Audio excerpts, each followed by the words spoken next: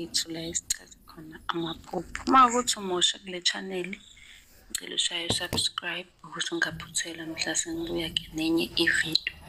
Ngizophendula ababuzayo kuma-comment, ngenza ividiyo bese-ke ngiyifaka ku-YouTube. Ungaphuthuma-ke nawe ku-YouTube uzofica-ke ividiyo impendulo yakho.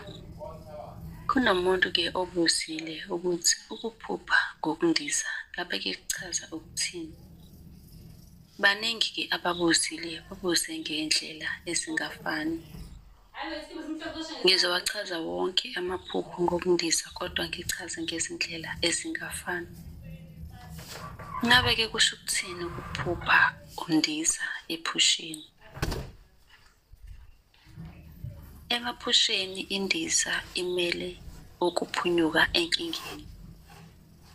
Izinkinga eziningi abantu emaphusheni ethu babhekana-ke nohlobo oluthize lobuhlungu noma-ke ubunzima esifuna-ke ukukubalekela. Umqondo wokubalekela izimo zamaphupho amabi ungasikhombisa ukuthi ingqondo inamandla kangakanani nokuthi-ke singawasebenzisa kanjani lawo mandla ey'ntweni ezinhle. Kungenzeka futhi ukuthi-ke sindiza nje yingoba sizizwa sinamandla amakhulu ukuthi sindize. Enye-ke incazelo yokuphupha undiza ukuthi kuwuphawu lokulawula into ozizwa ungenamandla ngayo, kahle kahle ungenawo umdlandla wayo.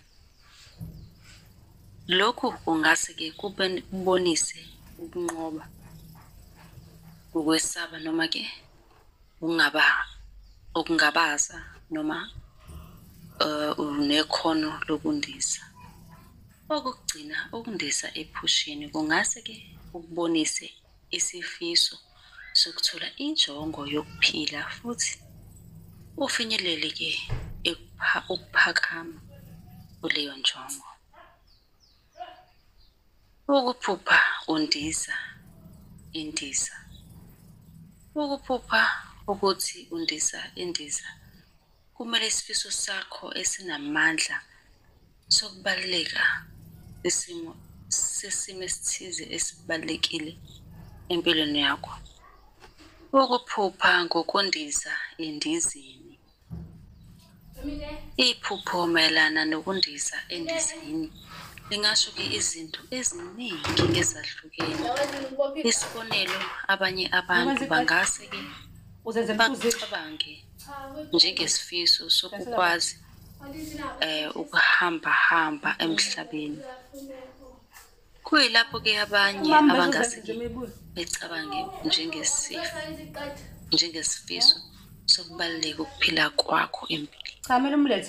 Uma-ke uzizwa ukhathazekile noma ucindezekile ngenxa-ke yempilo yakho, lokho kungase-ke futhi kube uphawu lokuthi udinga isikhathi sokuphumula ey'ntweni ey'thize ekungenzeka ukuthi izinto ezikhathaza. Ukuphupha undiza emoyeni. Ukuphupha undiza phezulu emoyeni kuyiphupho elijwayelekile kubantu abaningi-ke lokhu. Kungenzeka-ke ube naleli phupho lakho usuzuze impumelelo futhi-ke ujabulile. Ungase-ke futhi uphuphe-ke ngokundiza esibhakabhakeni uma ukwazi ukufeza izinhloso zakho kalula. Ukuphupha undiza phezu kwamanzi. Ukuphupha undiza ngale amanzi ngokuvamile afanekisela-ke inkululeko, ukuthola impumelelo futhi umuzwa wokungabi nasisindo.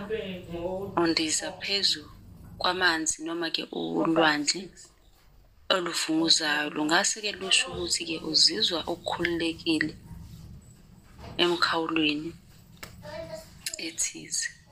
Uma ubona umuntu ephushini lakho enza lokhu engikushilo kusho ukuthi isifiso salowo muntu Bena, usudlile. sesifezekile futhi amaphupho akhe afezekile. Cha, Uma uphupha undiza njengenyoni, hamba ngetafuleni ukudla. ukuphupha undiza Etafuleni. njengenyoni Hamba utshela kubonisa abasebenzi isifiso sakho sokubaluleka, sokubalekela izingcindezi zansuku zonke zokuphila. Ukundiza njengenyoni kuwuphawu Asasoba.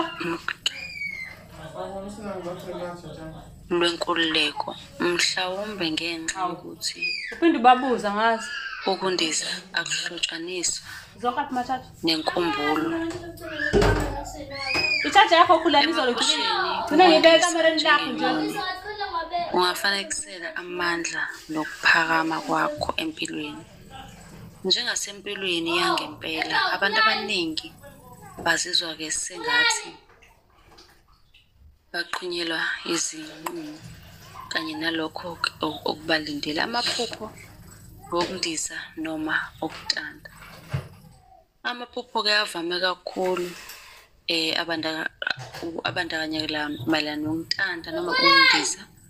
Okuvamile ke izinkulumo sesifiso sokubaluleka iqiniso ngendlela ethize. La maphupho angase ke abe ngenxa yokuthi abantu abaningi bazizwa ke besebenza ngokweqile kodwa bahola kancane empilweni. Ukundiza emkhathini uchaze lokhu. Ukuphupha undiza emkhathini kuwuphawu olunamandla olungahlobana nezici eziningi zempilo yakho. Ukundiza emkhathini kungase kumele inkululeko yakho, ikhono lakho, nokunye okuningi.